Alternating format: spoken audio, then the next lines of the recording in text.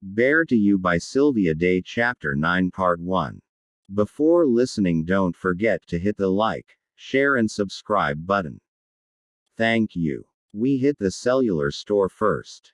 The associate who helped us seemed highly susceptible to Gideon's magnetic pull. She practically fell all over herself the minute he showed the slightest interest in anything, quickly launching into detailed explanations and leaning into his personal space to demonstrate. I tried separating from them and finding someone who'd actually help me, but Gideon's grip on my hand wouldn't let me move more than touching distance away. Then we argued over who was going to pay, which he seemed to think should be him, even though the phone and account were mine. You got your way with picking the service provider, I pointed out, pushing his credit card aside and shoving mine at the girl. Because it's practical. We'll be on the same network, so calls to me are free. He swapped the cards deftly. I won't be calling you at all if you don't put your damn credit card away. That did the trick, although I could tell he was unhappy about it. He'd just have to get over it.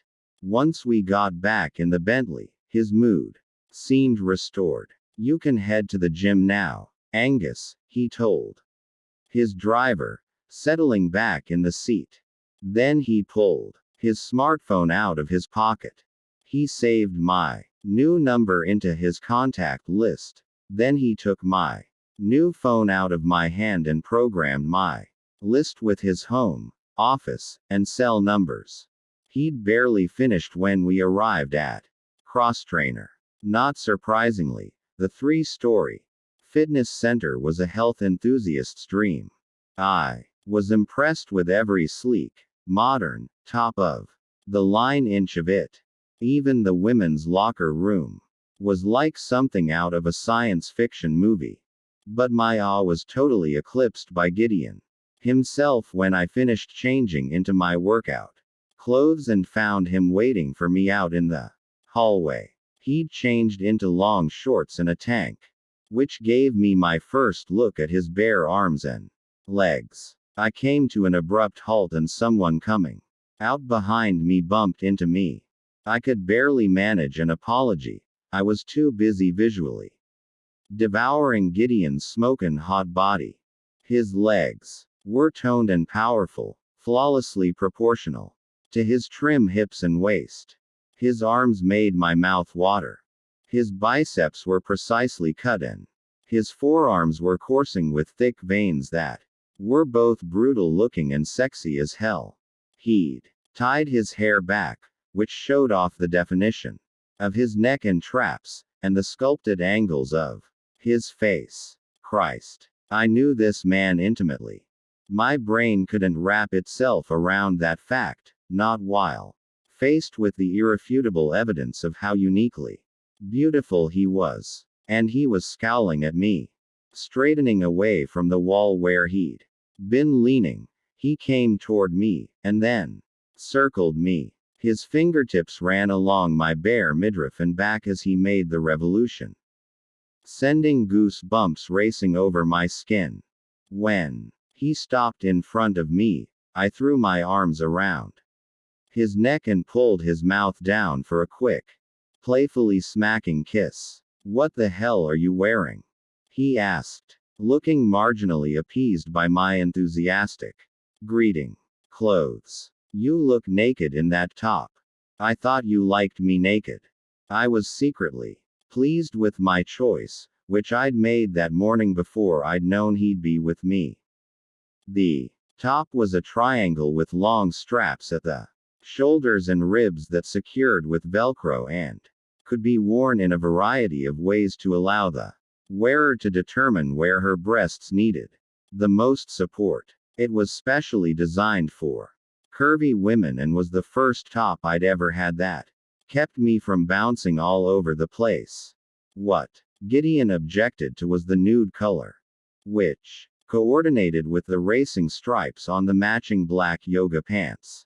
I like you naked in private, he muttered. I'll Need to be with you whenever you go to the gym. I won't complain, since I'm very much enjoying the view at the moment. Plus, I was perversely excited by his possessiveness after the hurt he'd inflicted with his withdrawal Saturday night. 2 very different extremes. The first of many. I was sure. Let's get this over with. He grabbed my hand and led me away from the locker rooms, snatching 2 logoed towels off a stack as we passed them. I need to fuck you. I need to be fucked. Jesus. Eva. His grip on my hand tightened to the point that it hurt. Where to? Free weights. Machines. Treadmills. Treadmills. I want to run a bit. He led me in that direction. I watched the way. Women followed him with their gazes, then their feet. They wanted to be in whatever section of the gym he was, and I couldn't blame them. I was dying to see him in action, too. When we reached the seemingly endless rows of treadmills and bikes, we found that there weren't 2 treadmills free adjacent to each other. Gideon walked up to a man who had 2 open on either side of him. I'd be in your debt if you'd move over one. The guy looked at me and grinned. Yeah, sure. Thanks. I appreciate it. Gideon took over the man's treadmill and motioned me to the one beside it.